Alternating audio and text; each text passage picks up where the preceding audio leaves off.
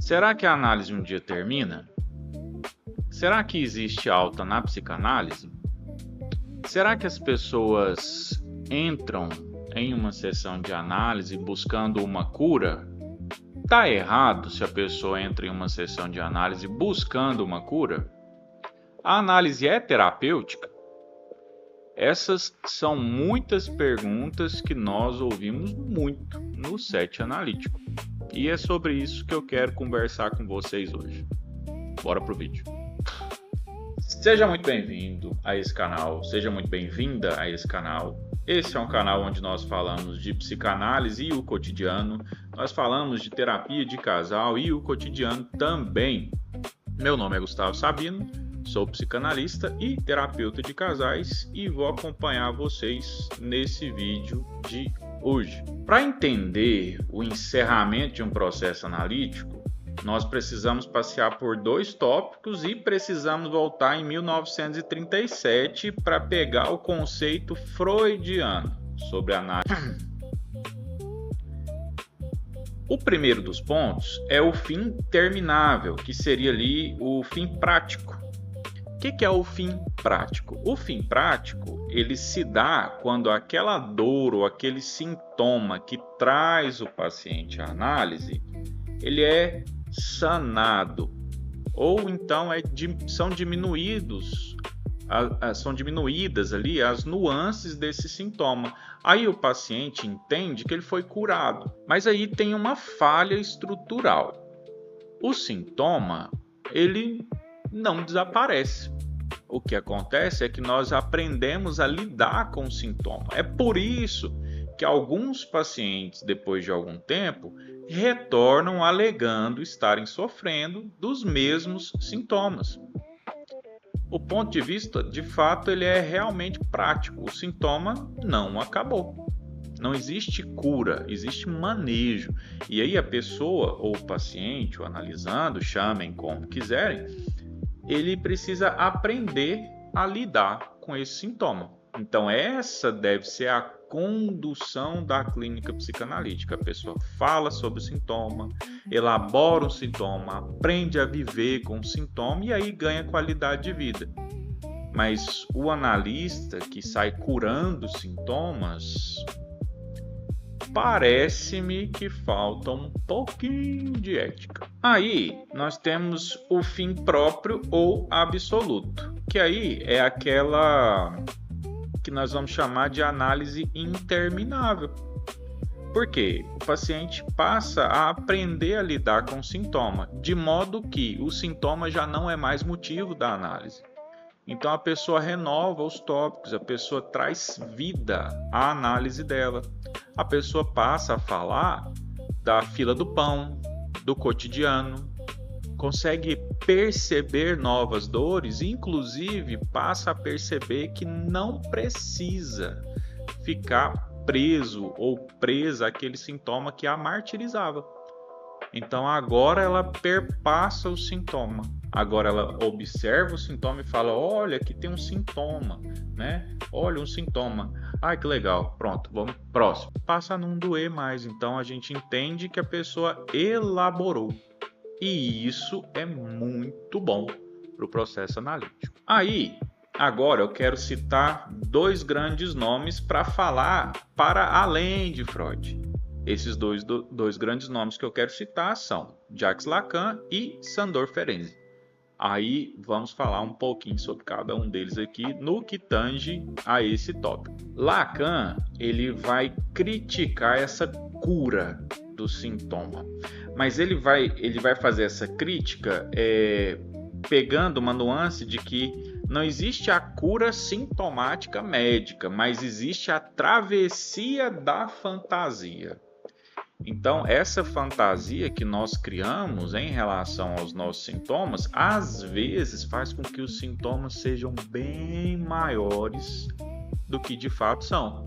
Então, nesse momento, nós precisamos trazer a fantasia para um pouquinho da realidade para que eu enxergue de fato que talvez aquele monstro que eu criei não exista, mas para que eu possa observá-lo do tamanho cujo qual ele realmente é, para que eu possa fazer essa travessia da fantasia. Fazendo a travessia da fantasia, estou apto a fantasiar novamente.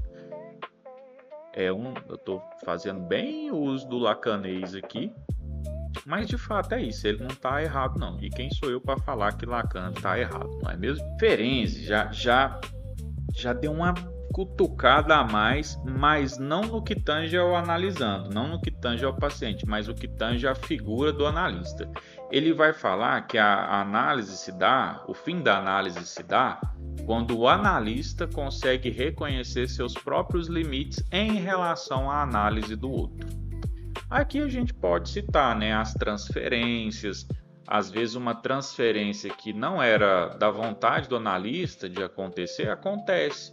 Seja essa transferência negativa, seja uma transferência positiva, seja uma transferência erótica. Então o analista precisa entender em que lugar ele está transitando. E às vezes, se esse lugar lhe for nocivo, ele precisa findar o processo analítico ali. É claro, né? Tendo outra pessoa para indicar, não deixando o paciente a ver navios e tudo mais. E tem um fator prático.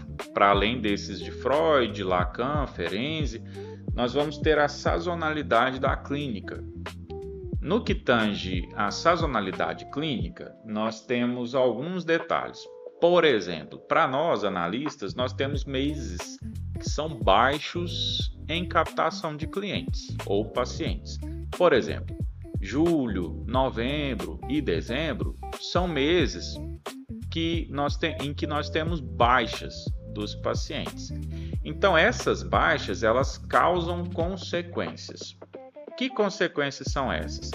Às vezes, por findar um mês ali, o paciente fica um mês, tira férias da análise, como se isso fosse possível. Tira férias da análise e volta a agosto, por exemplo, a gente tratando ali julho e agosto, ele volta em agosto achando que, não preciso mais de análise. E tá tudo bem. Quem se dá alta na psicanálise, pelo menos aqui na minha clínica, quem se dá alta é o paciente, não sou eu. É claro, né? Em casos normais. Mas aí o paciente volta em agosto achando que não tá ok, não preciso mais de análise. Aí ele vai ter uma soma de fatores que vão acontecendo. Às vezes tem um ciclo que não está fechado, tem um tópico que não foi elaborado, isso vai crescendo dentro dele e ele volta lá para setembro, outubro, muito mais recheado de carga para análise, cheio de tópicos novos ou às vezes um tópico antigo que não foi bem elaborado, um sintoma que cresceu e tudo mais. E às vezes esse mesmo paciente não volta. Ele não volta porque ele fica com vergonha, ele não volta porque ele fica receoso de trazer isso tudo de novo. A boa notícia é que o analista, um bom analista, ele é imparcial em relação a esses tópicos. Por quê? Porque nós temos a atenção flutuante. Se ele volta com esse sintoma gigante, a minha atenção para ele é a mesma de quando o sintoma era pequeno. Então, a sazonalidade clínica também faz com que alguns processos de análise se findem, né? E também porque nós temos como seres humanos essa mania, né? De que meio de ano e final de ano a gente vai fechar um ciclo e começar tudo de novo. Quando na verdade o que acontece é só passa de um dia para o outro e aí a gente tem um dia novo, né? Mas tem essa mística aí, né? Em cima de tudo isso, não é mesmo? Mas no final das contas, o que determina se uma análise se findou ou não é uma escuta apurada. Então o analista precisa estar atento em relação aos tópicos que o paciente traz. Precisa ter um tato, sabe? Precisa ter um cuidado, precisa ter uma valorização em cima daquilo que é trazido para análise. Porque, de fato, às vezes a pessoa quer tratar um ponto específico e tá tudo bem se em algum momento o paciente chegar para você e falar bem assim, olha, tá ok para mim, eu já tratei o que eu queria, tô bem melhor e vida que segue.